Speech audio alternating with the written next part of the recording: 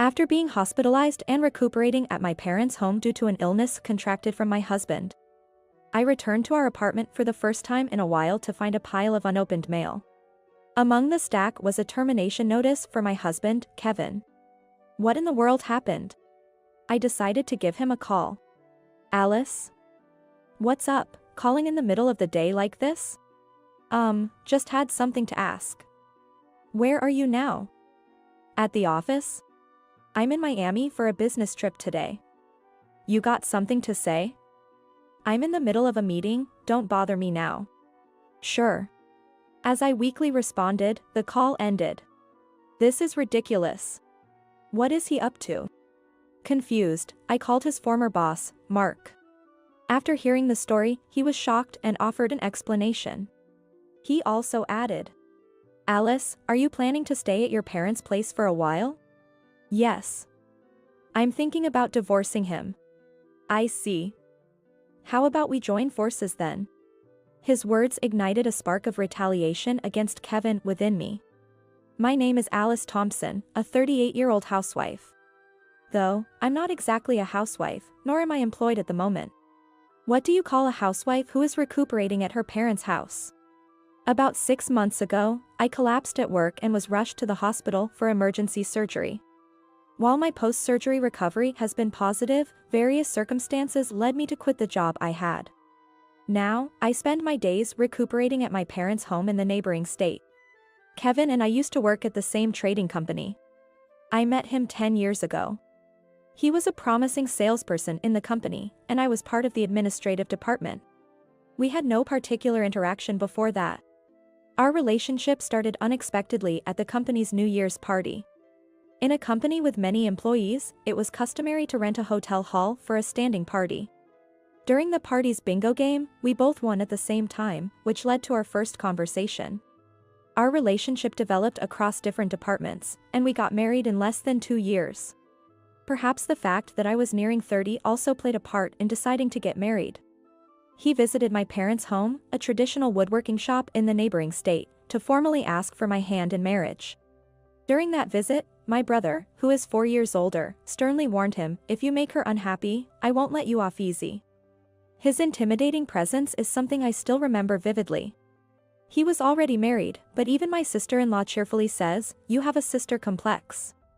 Highlighting how he's always been sweet to me and looked after me since we were kids. Yes, that's the kind of family I come from. Parents, grandparents, my brother and his wife, and their children lived on our property.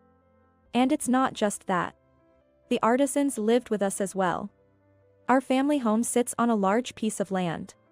In fact, it backs onto a forest. I've always loved the rustling sound of leaves and the clattering of branches in that forest. I would have liked to become a craftsperson myself, but unfortunately, I was clumsy. And I lacked strength. Woodworking is quite a demanding task. Our family handles everything from delicate to more practical, robust woodworking. My father is well known in the area for his delicate woodworking. His creations are truly beautiful. On the other hand, my brother followed in our grandfather's footsteps, focusing on more practical woodworking. My father's work involves crafting delicate baskets and ornamental items from slender bamboo strips measuring 1 to 2 millimeters in width. But that's not all. He once accepted a city commission to create a large-scale sculpture. I was moved by the piece, which combined his signature delicacy with boldness. On the other hand, the woodworking my brother does is primarily utilitarian. For instance, he makes large baskets for farmers to use for sun-drying crops. Sturdy baskets with solid handles. And large round baskets with straps for carrying on the back. Sometimes, people come to him with special orders for items that used to be made in the past but are no longer available. He recreates items that were commonplace in bygone days but have since disappeared.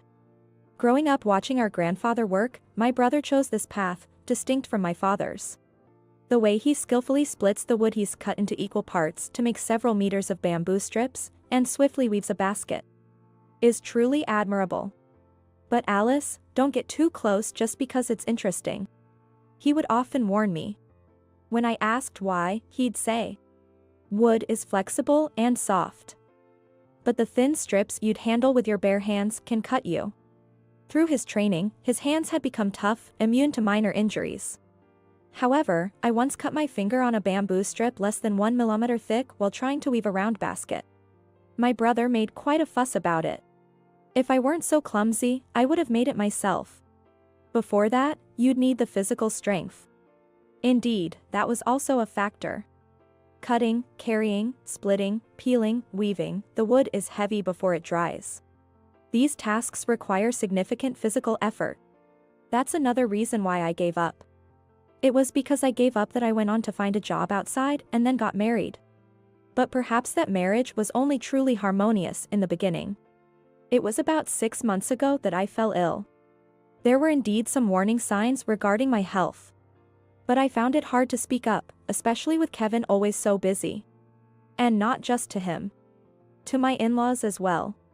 After 7 to 8 years of marriage without having any children, my kind in-laws told me not to worry, saying that children are a blessing that come in their own time. I didn't want to worry them further. Caught up in our careers, neither of us brought up the topic of starting a family. No, it's more accurate to say I chose not to bring it up. Maybe that's why we never had children. I began to accept this and started neglecting my gynecological health checks. Then one day, I collapsed at work, struck by severe abdominal pain, fever, and low blood pressure.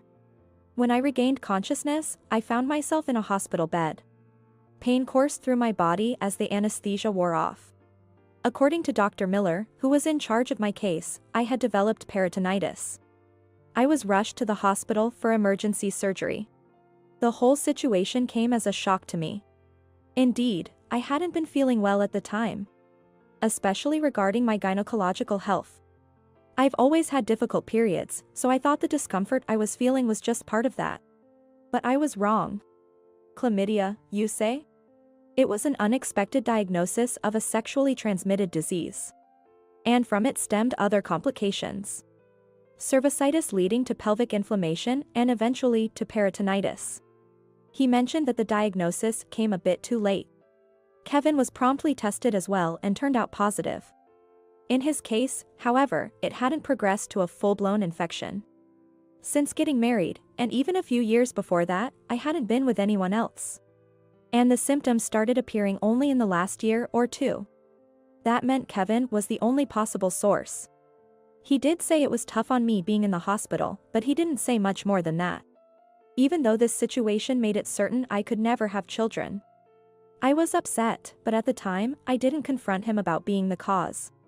It would have been easy to ask where he picked it up. But I didn't have the courage back then.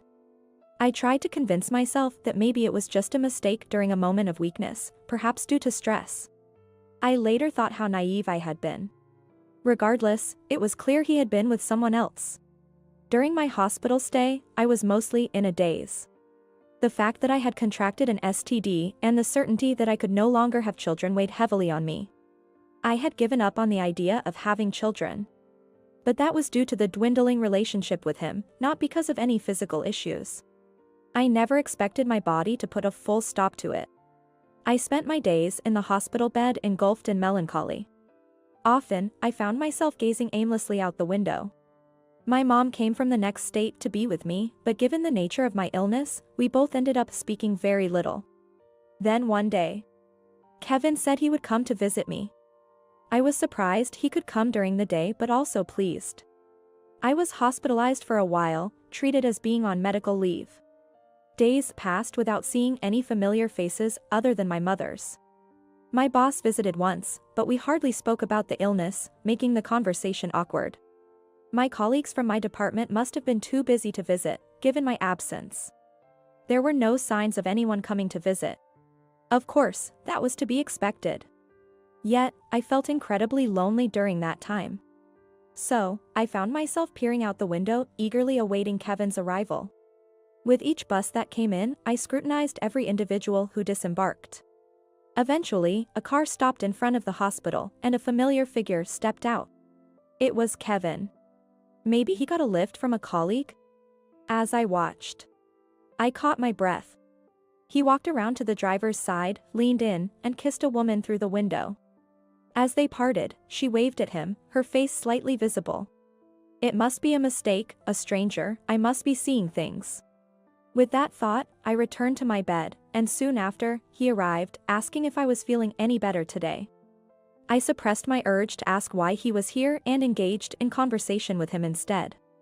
Yet, for some reason, he never mentioned the illness, even though he must have been informed about it. And as my husband, Dr. Miller must have instructed him to take medication, since he was the likely source of the infection. Despite this, he never directed the conversation towards that topic. He doesn't offer me even a single word of apology. Instead, he worried about me with such confidence. I couldn't understand what he was thinking at all. That's why I couldn't bring myself to ask him about the scene I witnessed outside the window. Even if I confronted him, I was sure he would just brush it off nonchalantly. I was convinced of that. Once he leaves, I'm left with nothing but time to rest and nothing particular to do, leading me to just sit and think more and more about the life I've lived up until now. And about my future. And about Kevin.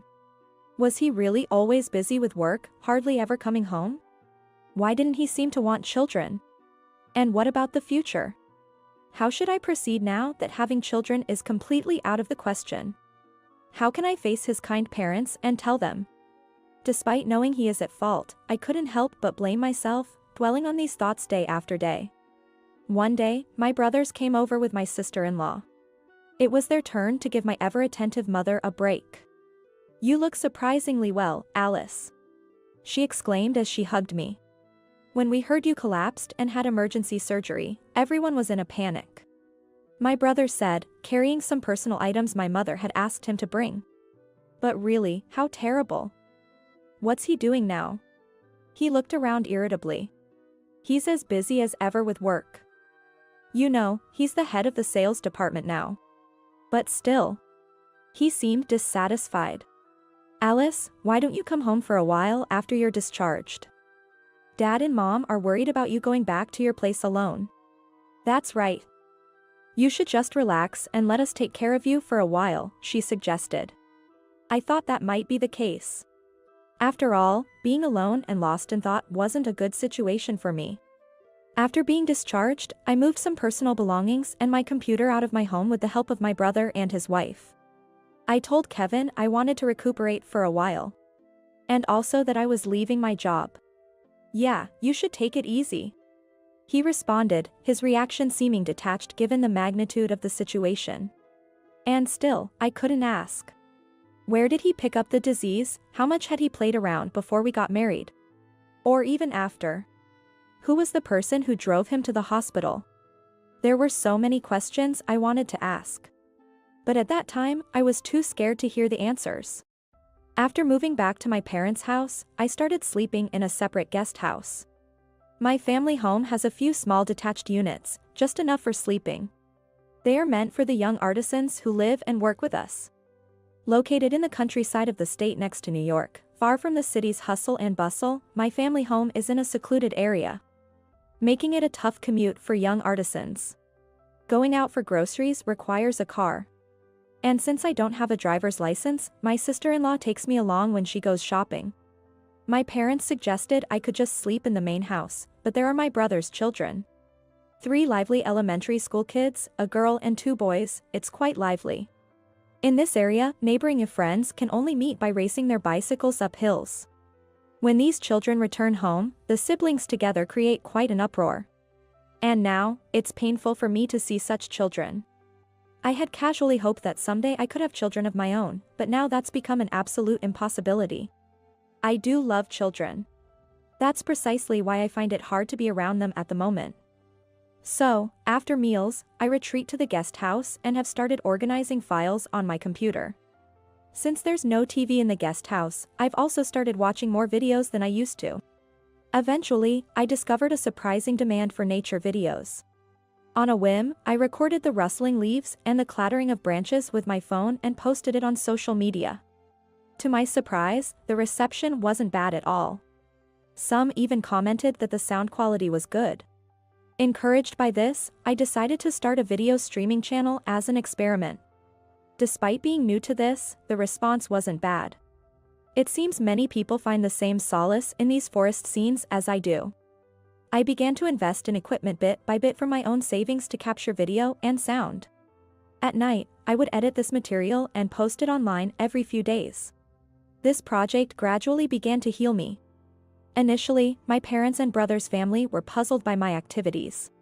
But after showing them the videos and the reactions, my brother suggested, "Why don't you handle the publicity for our workshop?" He mentioned that indeed, we have long-standing customers, and there's always a steady demand. However, it seems that artisans who come here have to search for our workshop somewhat blindly. So, he asked if I could showcase our products and the work environment to communicate that such things exist here. He wanted me to showcase our products and the workshop atmosphere to attract more interest. "Why haven't you done something like this before?" I asked. "Do you think we'd know how to do anything like this?" he replied. "Come to think of it, even though we have internet access, it's the kind of place where kids barely play any video games. Indeed, even in this modern era, there are those who have no connection to it." I agreed without hesitation. And so, I officially became a member of this workshop. But this means I'll have to talk to him once, I realized. Indeed, you will. Both my parents and my brother and his wife agreed with this decision. So, I decided to return to our home in the city. But I was surprised upon my return. Despite having lived in central New York for a long time, just a short distance away, the air felt completely different. Entering the apartment, I found a pile of unopened mail spilling out of the mailbox. Carrying those items, I made my way up to my apartment. Unlocking and entering my home, it had been nearly 6 months since it was last occupied, due to my hospitalization. Perhaps because of this prolonged absence, the air in the room felt strangely unwelcoming. Or rather, it felt different.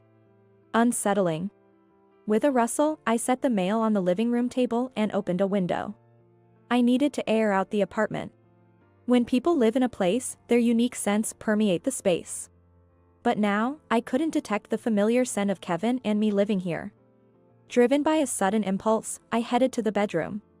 As soon as I opened the door, I instinctively covered my nose and mouth. A woman's scent, not mine, lingered in the air. How dreadful. I quickly shut the door and returned to the living room. Sitting down, I slumped forward onto the table. Then, a piece of mail caught my eye. It was from the company. Perhaps they sent the withholding tax forms I'd need after resigning. Picking it up, I noticed there were 2 identical envelopes. One was addressed to me, and the other to Kevin. I opened the one addressed to me first. Inside was the expected withholding tax form. But there was more. Notice of company bankruptcy and merger procedures. Bankruptcy? Wait a minute. I stared at the words in disbelief. How could that large company have gone under? And then the other envelope. Reluctantly, I opened his letter. I know it's wrong to open someone else's mail. I understand that. But at that moment, my curiosity got the better of me. Why would they send identical envelopes at the same time? If it was a similar notice, wouldn't he have received it in person at the company? The content of the opened envelope was a termination notice. The company had gone bankrupt. But this wasn't some small office. It was a large company with many employees in each department. Even in bankruptcy, if there was a company willing to absorb it, mass layoffs wouldn't be so straightforward, would they? Feeling something bubbling up inside me, I decided to call Kevin. Since moving back to my parents' home, we had exchanged some messages, but I had hardly called him directly. But now seemed like the right time. After a few rings, he answered. "Alice? What's up, calling in the middle of the day like this?" His voice sounded slightly irritated. Just had something to ask." "Where are you now?" "At the office. I'm in Miami for a business trip today." "You got something to say?" "Ah, yes. A business trip?" What was he talking about? "I'm in the middle of a meeting, don't bother me now." "Sure." I responded weakly, and the call ended. A business trip? A meeting? I couldn't make sense of it. After pondering for a moment, I decided to call Mark, a former boss from my previous job. It connected surprisingly quickly. This is Alice. It's been a while." "Alice. I could hear the clamor of people in the background. Surprised, Mark moved to a quieter spot. Once the background noise had quieted down, he began the conversation anew. What's going on? I sent you your withholding tax form a little while back. Oh, actually, I've been staying at my parents' home for quite some time, and I just came back here today for some errands. I see. Yes. And today, I noticed the mail from your side for the first time. About my husband's termination notice? Huh? Mark seemed unsure of how to respond. Alice, haven't you heard? What are you referring to? He was leaking our client's information to a rival company. I gasped. The story Mark was explaining sounded like a joke to me, who had been living peacefully in a different world until now. I've been recuperating at my parents' home, so this is really news to me. I could hear a sigh of exasperation. He explained. Kevin was rumored to be involved with Emily from the secretarial department. And when he disappeared from the company, she was also gone. Evidence of the information leak was found on her computer. Then, Kevin and Emily. It might be the other way around. According to the girls in the secretarial department, she had a boyfriend outside the company. A honey trap? Then the woman who had driven him to the hospital. Was that Emily? I called my husband earlier. Did he answer? A voice of surprise. I figured he must not have been answering calls from the company. He said he was on a business trip in Miami with a business partner. I see. He seemed to ponder for a moment. Alice, do you plan to stay at your parents' home from now on? Yes. I came back here to discuss this with him. I paused for a moment. Saying this would mean the end of everything. I'm thinking about divorcing him. I see. How about we join forces then? What he proposed to me was quite appealing. I checked the apartment for anything missing, took what I needed to take, and then headed to the courthouse first. To get divorce papers. But I requested 2 copies. I signed one and left it on the table. This isn't meant for immediate use. It's purely a declaration of my intentions. Then I placed the envelope containing the termination notice on top of it. Afterward, I bought a slightly better camera and microphone, and when my sister-in-law picked me up at the station, she said, I was surprised, I didn't expect you to come back just for the day. What happened? It's a bit of a long story, I'll tell you later. Really? But you seem to be in a good mood. Is that so? Maybe it is. I must be feeling somewhat relieved. Back at home, I immediately shared Mark's proposal with my family. Everyone simultaneously expressed their anger towards Kevin. How could he do that? That's terrible. So, you're planning to divorce him then? Yes. The apartment was filled with another woman's scent, and I don't know where he is now, but I don't think he's seen the termination notice. Is he running away? Maybe. But what will you do if he doesn't come back? He hasn't blocked my calls yet.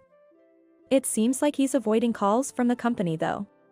I then explained Mark's proposal to everyone. That's a great idea. So, we're doing it here, right?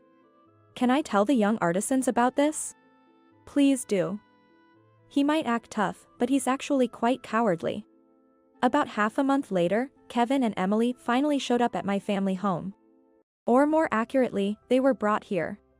They were led into the traditional spacious guest room of our old family house, where the artisans in their work clothes, my parents, and my brother and his wife were already waiting. James, the lawyer I hired for the divorce, was also there, ready and waiting. Mark came along with Michael, a lawyer affiliated with the company. Kevin, Emily, and another man. All 3 had grim expressions. But while Kevin and Emily's faces showed fear, the other man seemed filled with anger. First, we'd like to discuss the divorce matter of the Thompson couple. James began, confronting Kevin with the reasons for the divorce. First, the affair with Emily. Kevin, you claimed to be in Miami for business when Alice called you the other day. However, you had already been fired from the company at that time.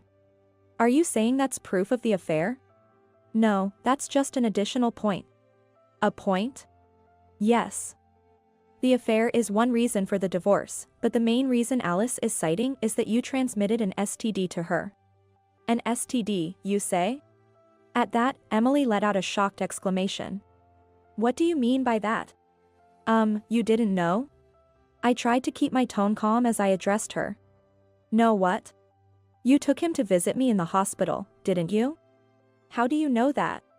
So it was you driving the car that time. That's unfortunate. Why am I the unfortunate one here? Because, the reason I was hospitalized was due to chlamydia, which I contracted from him, and it developed into peritonitis. Chlamydia, you say? She suddenly turned to Kevin. It seemed she knew exactly what that meant.